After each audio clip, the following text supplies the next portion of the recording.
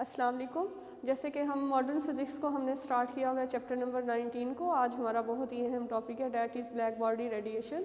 ये वो टॉपिक है जिसकी वजह से हमारे पास मॉडर्न फिज़िक्स की इब्तिदा हुई, जिसको क्लासिकल फ़िज़िक्स जो है एक्सप्लेन करने में नाकाम हुई और नई नई इस पे इन्वेंशंस हुई इस टॉपिक की वजह से।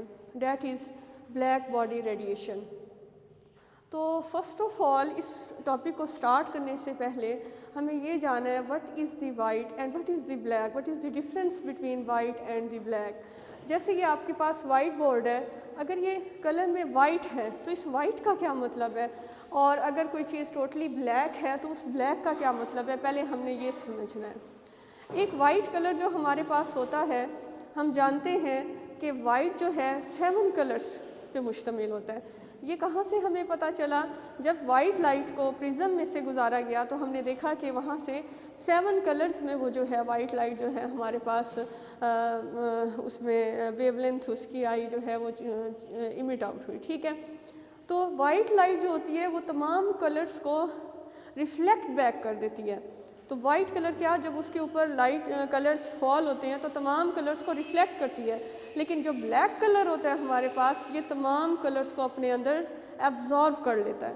तो ब्लैक क्या है, हमारे पास बेस्ट एब्जॉर्वर है। जब वो तमाम रेडिएशंस को जो उस पर फॉल होती हैं उन सब को वो अपने अंदर जज्ब करने की सलाहियत रखता है।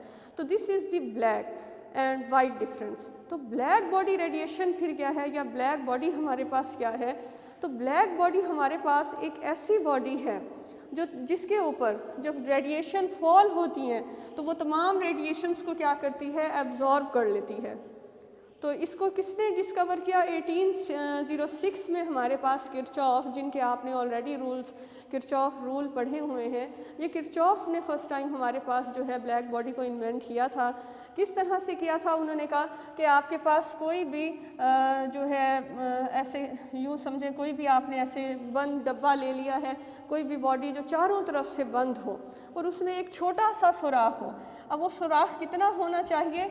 इसके साइज़ के मुकाबले में वो सुराख बहुत छोटा होना चाहिए। तो ये सुराख किस लिए कि जब इसके ऊपर कोई रेडिएशन फॉल हो तो वो इससे अंदर जा सके, एब्जॉर्ब हो सके। एब्जॉर्ब होने के बाद क्या होता है, क्योंकि सुराख बहुत छोटा है, रेडिएशन यहाँ से बाहर तो जा नहीं सकती, तो वो रेडिएशन क्या होती है, वॉल्स के साथ क्या करती है, टकराती है, और वॉल्स के साथ ही टकराती रहती है, अंदर ही अंदर और अंदर ही अंदर उसकी एनर्जी जो है वॉल्स में ही एब्जॉर्ब होती रहती है। क्यों? रेडिएशन बाहर तो निकल नहीं सकती, तो रेडिएशन जो फॉल हुई थी इसके ऊपर वो अंदर ही अंदर जज्ब हो गई। तो black body is a ideal absorber and emitter, मतलब उसको एब्जॉर्वर भी होना चाहिए। यहाँ तक तो बात हमने क्लियर कर ली कि ब्लैक बॉडी क्या है, कि उसने तमाम रेडिएशंस को अपने अंदर एब्जॉर्व कर लेना है। उसके बाद ये आइडियल एमीटर भी होनी चाहिए। अब यहाँ से हमने थोड़ा सा समझना है कि ये एमीटर क्या होता है। एब्जॉर्वर तो हमें समझ आ गया, और हम भी जो है तमाम, हम खुद भी, ह्यूमन बॉडी भी, हम भी रेडिएशन बेटा एब्जॉर्व कर रहे होते हैं। कैसे एब्जॉर्व करते हैं? जब हम धूप में बैठते हैं, सूरज की रोशनी में बैठते हैं, हम महसूस करते हैं, जैसे आजकल विंटर का सीज़न है तो हम महसूस करते हैं जब हम धूप में बैठे हैं तो हमारी बॉडी वार्म अप हो गई है, हमारी बॉडी गर्म हो गई है। क्यों हो गई? क्योंकि हमने सूरज की शुआओं को अपने अंदर जज्ब किया है। ऐसे ही चाहे चीज़ें जानदार हैं या गैर जानदार हैं, लिविंग है नॉन लिविंग है, हर चीज़ एब्जॉर्व कर रही होती है रेडिएशंस को। और ये तो था एब्जॉर्वर का कॉन्सेप्ट। अब ये एमीटर क्या है? हमारे समेत हम सारी चीज़ें जो हैं बेस्ट रेडिएटर है, मतलब हम रेडिएशंस को इमिट आउट भी कर रहे होते हैं। कैसे इमिट करते हैं, अब हमने इसको समझना है। ठीक है, कि ये एमिशन क्या है, हम रेडिएशन कैसे इमिट कर रहे होते हैं। हम एक कप की मिसाल लेते हैं, हम एक कप जो है वो टेबल पे रखते हैं, ठीक है, थोड़ी देर बाद क्योंकि कप जो है वो गर्म है, सराउंडिंग का जो इन्वायरमेंट है उससे कप का टेम्परेचर जो है वो ज़्यादा है, तो क्या होगा, हमेशा हीट जो है ज़्यादा से लो की तरफ जो है ट्रांसमिट होती है। तो कप से जो हीट है वो क्या होगी, बाहर की तरफ, इन्वायरमेंट की तरफ क्या होगी, रेडिएशन जो है वो इमिट होगी। तो कप क्या होना शुरू हो जाएगा, आहिस्ता आहिस्ता उसका दर्जा हरारत कम होना शुरू हो जाएगा और इतना कम होगा कि रूम का टेम्परेचर और कप का टेम्परेचर जो है वो बराबर हो जाएगा, जिसे हम थर्मल इक्विलिब्रियम का नाम लेते हैं। तो ये एक मैंने आपको आम सी डेली लाइफ की मिसाल दे दी कि हम किस तरह से रेडिएशन को इमिट करते हैं। तो हम एब्जॉर्बर भी हैं और इमिटर भी हैं। लेकिन ब्लैक बॉडी फिर क्या है, अब हम उसकी तरफ चलते हैं। ब्लैक बॉडी इज़ 100% एमिटर और 100% एब्जॉर्बर है। इसका क्या मतलब है? इसका मतलब है मतलब जितनी रेडिएशन इसमें फॉल होंगी उसको 100% एब्जॉर्ब भी करेगा, और जितनी रेडिएशन उसने एब्जॉर्ब की हुई हैं जब हम ब्लैक बॉडी को टेम्परेचर देंगे तो वो उन रेडिएशंस को बाहर इमिट भी करेगा। तो ये तो था ब्लैक बॉडी का कॉन्सेप्ट। इसके बाद हम एक और मिसाल लेते हैं जो हमारी बड़ी अहम है, वो है हमारी बर्निंग सन की एग्जाम्पल है। आपको सन जो है आपको पता है उसमें फ्यूजन रिएक्शन हो रहे हैं, और ड्यू टू फ्यूजन रिएक्शन उसका टेम्परेचर जो है बहुत ज़्यादा है। जो हम टेम्परेचर लेते हैं वो लेते हैं 6000 केल्विन। जो सूरज का टेम्परेचर है वो है 6000 केल्विन तकरीबन, और इसका जो कलर आपको नज़र आ रहा है वो येलो नज़र आ रहा है। अब बर्निंग सन जो है, सन से हर वक्त जो है नंबर ऑफ रेडिएशन जो है इमिट आउट हो रही हैं, जिनकी वेवलेंथ जो है λ1, λ2, λ3 अप टू सो ऑन है। मतलब सिर्फ एक रेडिएशन बाहर नहीं निकल रही। ओजोन लेयर जो है, आप कहती हैं जो हमारी ओजोन है जो कि हमारे पास ऊपर से आने वाली रेडिएशन से हमें बचा रही है, तो ओजोन हमें इंफ्रारेड रेडिएशन से बचाती है, अल्ट्रावायलेट रेडिएशन से बचाती है। इसका मतलब यूवी रेडिएशन तो सन में मौजूद है। इसके अलावा बहुत सी रेडिएशन जो एक्सरे, गैमा रे, इनसे भी ज़्यादा डेंजरस है, वो भी कॉस्मिक रेज, वो भी सन से निकल रही हैं। तो एक बात जो आपने बेस बनानी है, क्योंकि ये टॉपिक मॉडर्न फिज़िक्स की इब्तदा है, इसी की वजह से हुई, तो ये टॉपिक कोई इतना आम टॉपिक नहीं है, ज़ाहिर है बहुत ज़्यादा कॉम्प्लिकेटेड होगा। तो हमने डेली लाइफ एग्जाम्पल से और हर चीज़ से इसको समझना है। अब एक चीज़ जो आपने जहन में रखनी है कि 6000 केल्विन टेम्परेचर है, लेकिन रेडिएशन आपको नंबर ऑफ रेडिएशन मिल रही हैं, सिंगल वेवलेंथ की रेडिएशन बाहर नहीं मिल रही, और सूरज का कलर येलो है, सिंगल कलर है।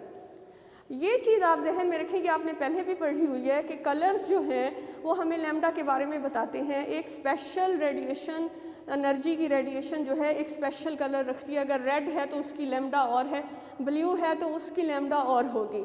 लेकिन आपको सूरज का कलर सिर्फ येलो इसलिए नज़र आ रहा है कि ठीक है नंबर ऑफ रेडिएशन λ1, λ2 इसमें से निकल रही हैं, लेकिन जो ज़्यादातर रेडिएशन होंगी वो कौन सी होंगी? जो येलो में फॉल करती हैं।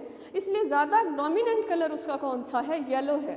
लेकिन उसमें क्योंकि नंबर ऑफ रेडिएशन मौजूद है, तो एक बात जो हमने यहाँ से देखी कि लैम्डा, कलर और टेम्परेचर, एनर्जी, इनका आपस का एक बड़ा गहरा ताल्लुक है जो हमने इसी टॉपिक में देखना है कि लैम्डा के फ़र्क से कलर चेंज होता है, टेम्परेचर के फ़र्क से लैम्डा चेंज होती है, एनर्जी चेंज होती है। तो एक तो सूरज की मिसाल ले ली, उसके बाद सूरज से हम दूसरे हॉट स्टार्स की बात करते हैं। तो सूरज से कुछ ऐसे सितारे हैं हमारे पास जो सूरज से भी ज़्यादा दर्जा हरारत रखते हैं। फॉर एग्जांपल बहुत से सितारे ऐसे हैं जो 60,000, अगर वो 6000 है तो ये 60,000 केल्विन टेम्परेचर रखते हैं, मतलब सूरज से भी ज़्यादा इनका टेम्परेचर है। लेकिन जब इन सितारों को देखा जाता है तो ये वाइट, ब्लूइश वाइट कलर में हमें नज़र आते हैं। मतलब इनका कलर जो है येलो नहीं बल्कि क्या नज़र आता है हमें? ब्लूइश वाइट कलर नज़र आता है। इसका मतलब टेम्परेचर बढ़ गया और उसका कलर भी चेंज हो गया हमारे पास। तो ये आपके पास आपकी बुक में भी टेबल दिया हुआ होगा। इसको डिस्कस करने से पहले मैं इसको समझाने के लिए आपके पास मैं एक और मिसाल देती हूँ, ठीक है? वो है हमारे पास एक वायर, आयरन रॉड की। आप ये आयरन रॉड का जो है आप घर में इसको लोहे को गर्म करें तो तब आप इस एग्जाम्पल को इतने अच्छे से नहीं समझ सकते। आप इस एग्जाम्पल को ज़्यादा अच्छे से समझ रखते हैं। ये आप लोहे वालों को देखते हैं, अक्सर दरवाजे बना रहे होते हैं, खिड़की बना रहे होते हैं। उनका काम क्या होता है? उन्होंने आयरन को पिघलाना होता है और अपनी मर्ज़ी की शेप देनी होती है उसको। तो उन्होंने बहुत ज़्यादा दर्जा हरारत आयरन को देना होता है। तो जैसे जैसे वो टेम्परेचर आयरन को देते जाते हैं, आप नोट करें लोहे का कलर जो है वो चेंज होता जाता है। तो सबसे पहले आयरन जो आपको नज़र आएगा जिस तरह से उसका कलर होगा येलो, रेड, फिर उसका ऑरेंज होता होता होता उसका कलर जो है उसका मेल्टिंग पॉइंट होगा, और मेल्टिंग पॉइंट के बाद लोहा आपका क्या हो जाएगा, बिल्कुल पिघल जाएगा। कि मज़ीद मेल्टिंग पॉइंट का मतलब होता है लोहा जो है मज़ीद अपने अंदर रेडिएशन को एब्जॉर्ब नहीं कर सकता। तो हमने देखा आयरन रॉड का जो है कलर, टेम्परेचर जैसे जैसे आयरन को वो देता जाएगा लोहार, और उसका कलर जो है वैसे वैसे चेंज होता जाएगा। तो ये थोड़ी सी बेटा मैंने ब्लैक बॉडी की जो है हमने क्या बनाई है, बेस बनाई है। इसके बाद हम देखते हैं कि फर्दर इसको किस तरह से अंडरस्टैंड करना है।